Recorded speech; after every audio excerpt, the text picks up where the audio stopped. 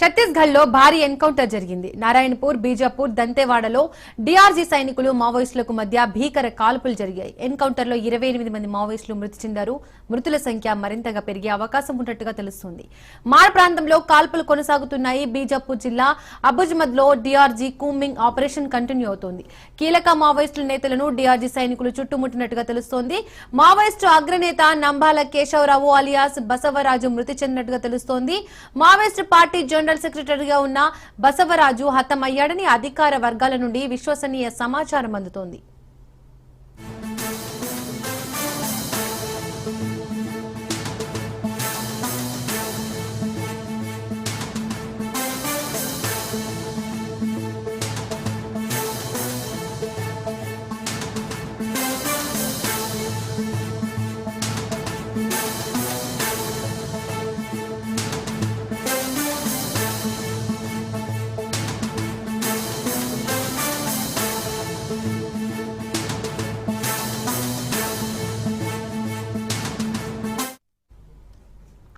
Chhattisgarh encounter లో నంబాల కేశవరావు మృతి చెందారు. మావోయిస్టు పార్టీ ప్రధాన కార్యదర్శిగా ఉన్న ఆయన ఎదురు కాల్పుల్లో హతమయ్యాడు.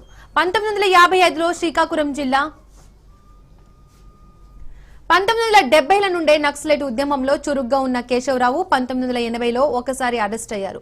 1987లో బస్తర్ అడవుల్లో కేశవరావు ఎల్టీటీఏలో శిక్షణ పొందారు. అంబుష్ టాక్టిక్స్, జిలేటివ్ హ్యాండ్లింగ్ లో కేశవరావుకు శిక్షణ ఉంది.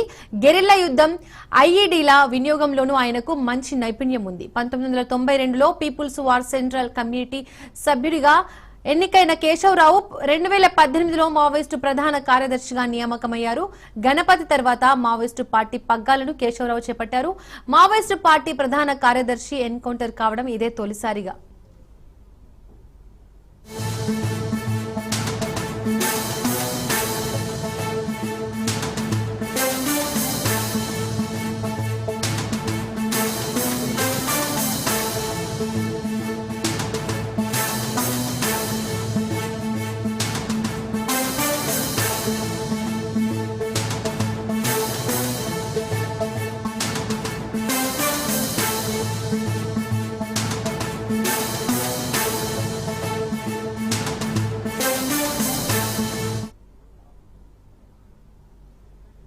ఇక ఇదే అంశానికి సంబంధించి మరిన్ని అప్డేట్స్ మా ప్రతినిధి ఉపేందర్ ఫోన్ ద్వారా అందిస్తారు. ఉపేందర్,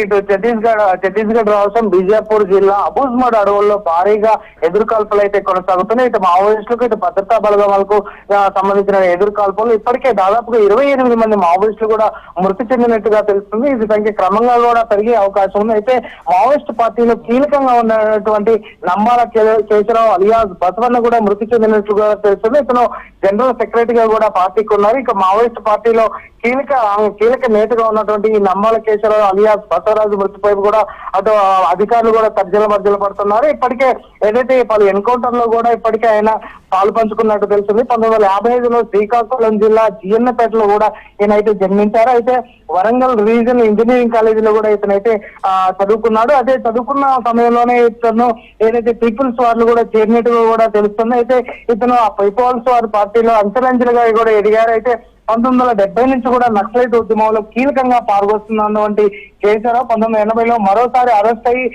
అయ్యి కూడా అతను జైలుకి వెళ్లిన పరిస్థితి కనిపిస్తుంది. తొందరలోనే విడుదలైనటువంటి నంబాల కేశవరావు అలియాస్ బసవరాజు 1987లో బస్తర్ అడవుల్లో ప్రత్యేకంగా ఎల్టీటీ లిబరేషన్ తమిళ్ టైగర్ ఈలం అనే సంబంధించినటువంటి అంబుష్ టెక్నిక్స్, అదేవిధంగా జిలెటిక్స్ హ్యాండ్లింగ్ లో కూడా ఈయన శిక్షణ తీసుకున్నారు. గెరిల్లా యుద్ధం కావచ్చు, ఐడీల వినియోగంలోనూ కేశవరావు నైపుణ్యంగా ప్రదర్శించడం చేసి అయితే తెలుస్తుంది. 1992లో పీపుల్స్ వార్ పార్టీ ఇటు సెంట్రల్ కమిటీ సభ్యుడిగా కూడా కేశవరావు అయితే ఎదిగారు. 2018లో మావోయిస్టు ఏదైతే పార్టీకి సంబంధించిన ప్రధాన కార్యదర్శిగా కూడా ఈయన అంటే ఎన్నికైనాడనేది మనకు తెలుస్తుంది. ఇటు గణపతి తర్వాత కూడా మావోయిస్టు పార్టీలో ఇతను కీలకంగా పగ్గాలు కూడా చేపట్టారని తెలుస్తుంది. ఇక ప్రధాన పార్టీ ఏదైతే కార్యదర్శిగా ఉన్నాడో అదేవిధంగా ఈ రోజు చనిపోయినట్టుగా కూడా మనకి సమాచారం అందుతున్న నేపథ్యంలోనూ ఆ పార్టీలో కొంత అలజడి అయితే కొనసాగుతున్న పరిస్థితి కనిపిస్తుంది. నంబాల కేశవరావు దాదాపుగా ఇప్పటికే అతను పార్టీ ప్రాబల్యంలో కూడా ముందుకైతే సాగుతున్న పరిస్థితి కనిపిస్తుంది.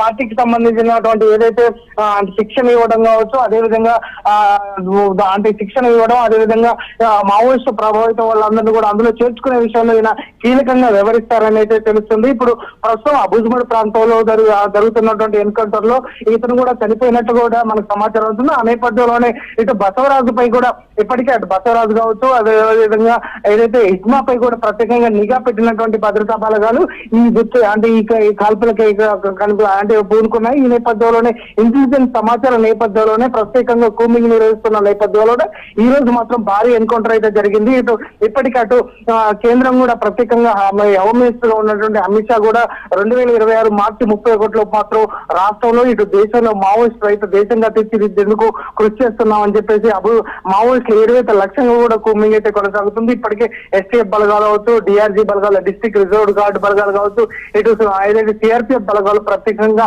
అడవిని మొత్తం కూడా జల్లెడ పడుతున్నారు. ఇప్పటికే మొన్నటి వరకు కూడా ఇటు కర్రెగుట్టల్లో కూడా ఈ ప్రాంతం అంటే కర్రెగుట్టల్లో కూంబింగ్ నిర్వహించి అక్కడ ఉన్న గుహలను వాటన్నింటిని కూడా స్వాధీనం చేసుకున్నారు. భారీ మొత్తంలో ఇప్పటికే ఏదైతే ఈడీలను కూడా గుర్తించి నిర్వీర్యం చేసిన నేపథ్యంలోనే ఈ రోజు జరిగిన ఘటనలో మాత్రం పార్టీకి సంబంధించినటువంటి కీలక నేత సెక్రటరీగా ఉన్నటువంటి నంబర్ కేశవరావు చనిపోవడం కూడా పార్టీకి తీరని లోటుగా చెప్పుకోవచ్చు. ఇప్పటికే హిబ్బా కోసం కూడా వారు ప్రత్యేకంగా అంటే నిఘాను ఏర్పాటు చేశారు. థర్మల్ టెక్నాలజీగా కూడా భద్రతా బలగాలు అయితే ముందుకెళ్తున్న నేపథ్యంలోనే ఈ రోజు ప్రధాన కార్యదర్శిగా ఉన్నటువంటి ఏదైతే నంబాల కేశవరావు అలియాస్ బసవరాజు మృతిపై కూడా అటు పార్టీలు కూడా కీలకంగా ప్రకటన చేసే అవకాశం ఉంది. ఇప్పటికే ఇక్కడ ఉన్నటువంటి ఏదైతే ఎస్పీగా ఉన్నటువంటి ప్రభాత్ కు కేశవ్ కూడా ప్రత్యేకంగా దీనిపై కూడా అంటే ప్రెస్ మీట్ ఏర్పాటు చేసే అవకాశం ఉంది. ప్రత్యేకంగా ఈ మృతదేహాలు అన్నింటినీ కూడా ఏదైతే బీజాపూర్ లో ఉన్నటువంటి ప్రత్యేకంగా డిఆర్జీ శిబిరానికి కూడా తరలిస్తున్నారో ప్రస్తుతం మాత్రం 28 మంది చనిపోయారు.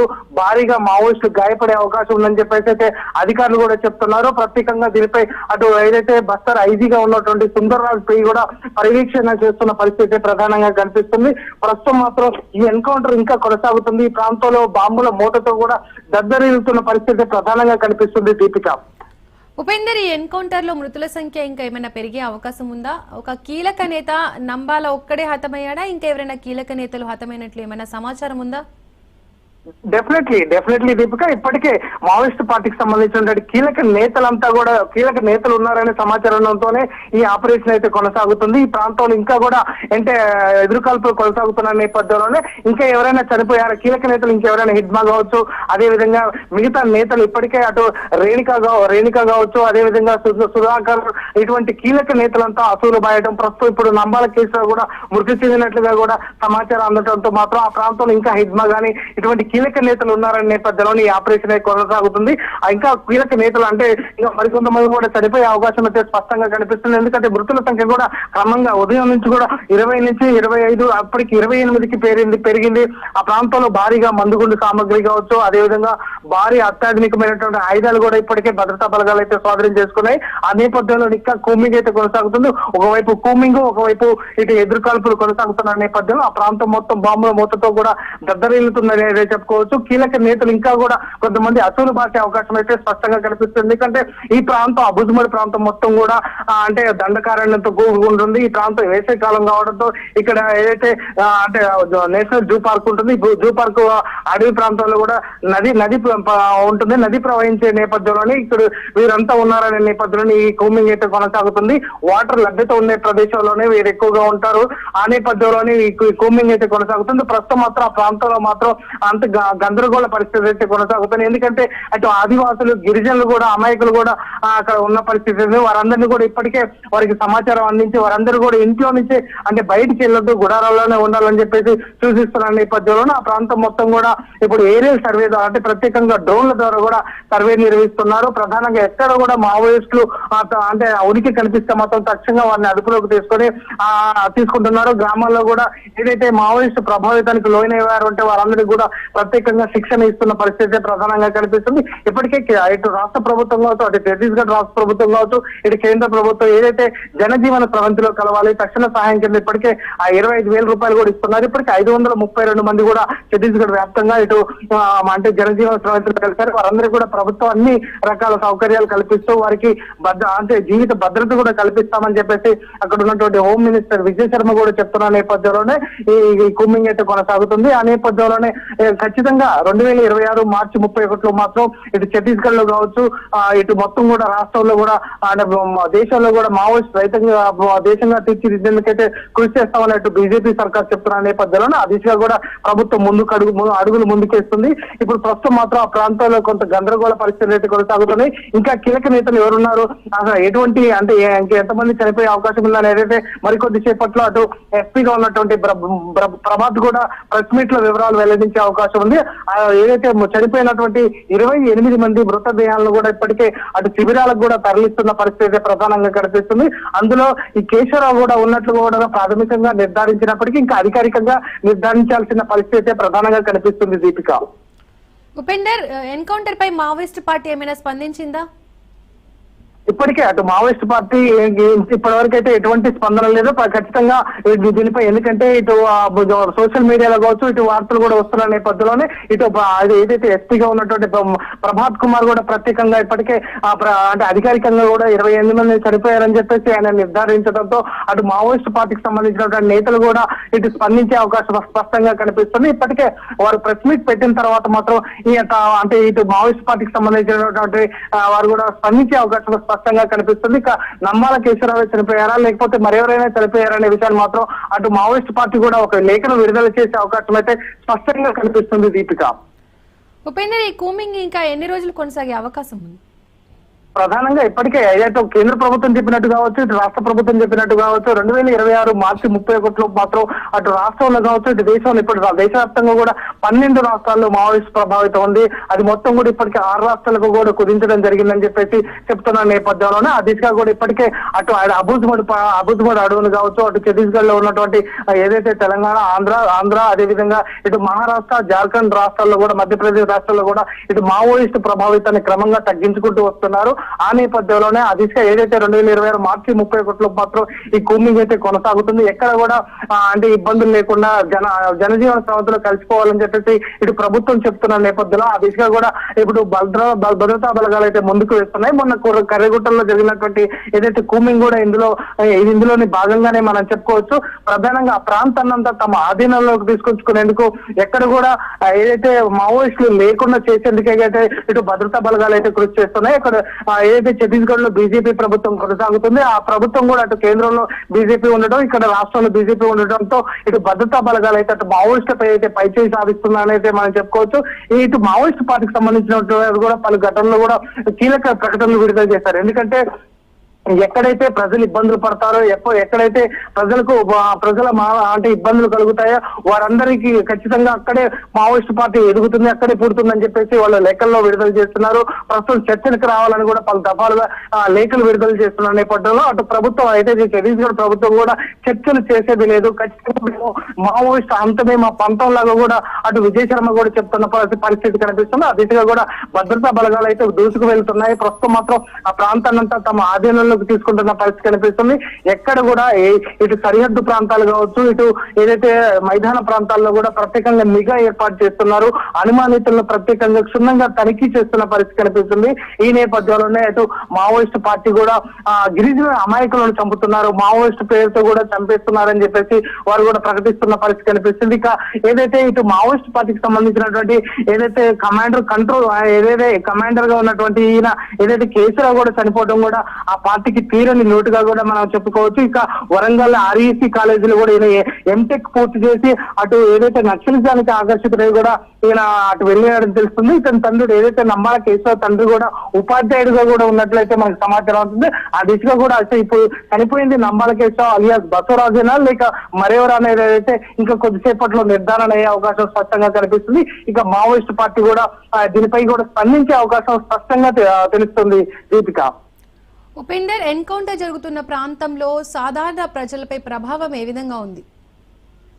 ఎప్పటికీ అటు ఆదివాసీలు కావచ్చు, గిరిజనులు కావచ్చు, అటు గుత్తికోయలకు సంబంధించిన వారు కూడా తీవ్రంగా ఇబ్బందులు పడుతున్నారు. ఇటు ప్రభుత్వం కూడా ఆ దిశగా కూడా ముందుకెళ్లడంతో వారు కొంత సంతోషపడుతున్నా మావోయిస్ట్ ఏరువేత లక్ష్యంగా ముందుకు సాగుతున్నప్పటికీ వారు రోజువారీ కూలీ పనులకు వెళ్తేనే వారికి ఇల్లు గడిచే పరిస్థితి. అటువంటి నేపథ్యంలోనే పోలీసు ఆంక్షలు ఇటువంటి ఉన్న నేపథ్యంలో వారంతా కొంత ఇబ్బంది పడుతున్నారు. జనజీవన అంటే ఏదైతే ఆదివాసీలకు సంబంధించిన వారంతా కూడా వారికి ఇటు మొన్న కరిగుంటల్లో జరిగినటువంటి ఎన్కౌంటర్ అధికారులు దాదాపుగా అంటే 25,000 మంది భద్రతా బలగాలు ముందుకెళ్తూ ఆదివాసీలందరినీ కూడా ఎక్కడికక్కడ కట్టడి చేయడం, నిర్బంధం చేయడంతో వారంతా కొంత ఆహారానికి ఇబ్బంది పడుతున్నారు. ఆ నేపథ్యంలో అటు భద్రతా బలగాలకు సంబంధించి ఏరియల్ అంటే ప్రత్యేక హెలికాప్టర్ల ద్వారా వారికి ఆహారాన్ని అందించినప్పటికీ వారి రోజువారీగా తినేటువంటి దుంపలు కావచ్చు అటువంటి వాటికి చాలా ఇబ్బందులు ఏర్పడ్డాయి. పశుగ్రాసానికి కూడా చాలా ఇబ్బందులు పడ్డ పరిస్థితి ప్రధానంగా కనిపిస్తుంది. ఇక మా ఆదివాసీలు ప్రధానంగా వారు కోరుకునేది ఏంటంటే ప్రత్యేకంగా మాకు ఇప్పటికే విద్యుత్ సరఫరా ఏదైతే కమ్యూనికేషన్ వ్యవస్థ ఏర్పడుతున్నప్పటికీ మా విధానానికి చాలా ఆటంకాలు ఏర్పడుతున్నాయని చెప్పేసి వారు చెప్తున్నారు. ఇక్కడ మావోయిస్ట్ పార్టీ కూడా ప్రధానంగా ఏదైతే ఆదివాసులని లక్ష్యంగా చేరుకొని వారందరినీ కూడా రిక్రూట్ చేసుకుంటున్న పరిస్థితి కనిపిస్తుంది. మొన్న ఏదైతే సుధాకర్ చనిపోయినప్పుడు కూడా దాదాపుగా ఏదైతే 14 సంవత్సరాల లోపు ఉన్నటువంటి మైనర్ బాలుర్ని ఇందుకు రిక్రూట్మెంట్ చేసుకుని వాళ్ళకి ట్రైనింగ్ ఇవ్వడం, ఆ ట్రైనింగ్ సెంటర్లన్నీ కూడా భద్రతా బలగాలు అంటే స్వాధీనం చేసుకుని అక్కడ ఉన్నటువంటి లెటర్ల ద్వారా కూడా ఈ విషయం స్పష్టంగా తెలుస్తుంది. ప్రస్తుతం మావోయిస్ట్ పార్టీకి అంటే పెద్ద విఘాతంగా మనం చెప్పుకోవచ్చు. మావోయిస్ట్ పార్టీ తాత్కాలికంగా అయితే ఇటు అంటే అణిచివేసినప్పటికీ అటు ఏదైతే గిరిజనులు ఆదివాసీలకు మాత్రం ఇబ్బందులు కలిగితే మాత్రం ఖచ్చితంగా వారు మళ్ళీ ఆదివాసుల నుంచి కూడా ఈ పార్టీ ఉద్భవిస్తుందని చెప్పేసి వారు చెప్తున్నారు. ఇప్పటికే ఈ ఛత్తీస్గఢ్ అడవుల్లో ఏదైతే ఖనిజాలు కావచ్చు, అటవీ సంపద ఇవన్నీ కూడా కార్పొరేట్ సంస్థలకు కొల్లబెట్టి వాళ్ళకి అప్పగించేందుకే ఈ ప్రయత్నాలన్నీ జరుగుతున్నాయి. మా పేరు అణచివేత ధోరణి కొనసాగుతుంది. ఖచ్చితంగా మేము చర్చలకు సిద్ధం అని చెప్పేసి మావోయిస్టు చెప్తున్నప్పటికీ ఇటు రాష్ట్ర ప్రభుత్వం కానీ కేంద్రం కానీ అటు చర్చలకు ముందుకు వెళ్ళకపోవడంపై కూడా వారు కొంత విస్మయాన్ని వ్యక్తం చేస్తున్నారు. ఇటు భద్రతా బలగాలు లక్ష్యంగా కూడా వీరైతే ఐడీలను కూడా ఏర్పాటు చేస్తున్న పరిస్థితి ప్రధానంగా కనిపిస్తుంది. ప్రస్తుతం అబూజ్మడ్ ప్రాంతం దాదాపుగా 280 కిలోమీటర్ల వ్యాపించి ఉంటుంది. ఈ ప్రాంతం ఇప్పటికే ఏదైతే ఇప్పటి వరకు కూడా ఆ ప్రాంతాన్ని భూపటంలో కావచ్చు, చిత్రపటంలో కానీ ఎక్కడ కూడా ఈ ప్రాంతం భారత చిత్రపటంలో కూడా ఈ అబూజ్మడ్ ప్రాంతాన్ని గుర్తించలేరు. ఎంత వైశాల్యం ఉంటుంది, ఎంత వరకు ఉంటుంది అనేది కూడా గుర్తించిన పరిస్థితి ఉంది. ఆ ప్రాంతాన్ని కారాగారంగా చేసుకుని వీరు ఇంద్రావతి అదేవిధంగా ఈ నేషనల్ జూ పార్క్ సమీపంలో వీరంతా ఆవాసం ఏర్పాటు చేసుకున్నారని చెప్తున్నారు. ప్రస్తుతం ఆ ప్రాంతానంతా కూడా అంటే భద్రతా బలగాలు ముందుకు వెళ్ళలేని పరిస్థితి. ఎందుకంటే మన కరిగుట్టలో చూసుకోవచ్చు దాదాపుగా 50 మీటర్ల నుంచి అంటే 280 కిలోమీటర్ల వెడల్పు ఉన్నటువంటి పెద్ద భారీ కొండల్లో ఉన్న నేపథ్యంలోనే వాటిని అధిగమించడం కోసం భద్రతా బలగాలు ఆపసోపాలు పడ్డ పరిస్థితి కనిపిస్తుంది. ప్రధానంగా ఈ ఎండ తీవ్రతతో కూడా పలువురు భద్రతా బలగాలు కూడా అస్వస్థకు గురైన పరిస్థితి కనిపిస్తుంది. ఆ నేపథ్యంలోనే ఇప్పుడు భద్రతా బలగాలు ముందుకెళ్తున్నాయని అయితే మనకి తాత్కాలికంగా చెప్తున్నప్పటికీ ఆ ప్రాంతాన్ని మొత్తం కూడా తమ ఆధీనంలోకి తీసుకోవడానికి చాలా టైం పట్టే అవకాశం అయితే స్పష్టంగా తెలుస్తుంది. Deepika. Right Upender, thank you.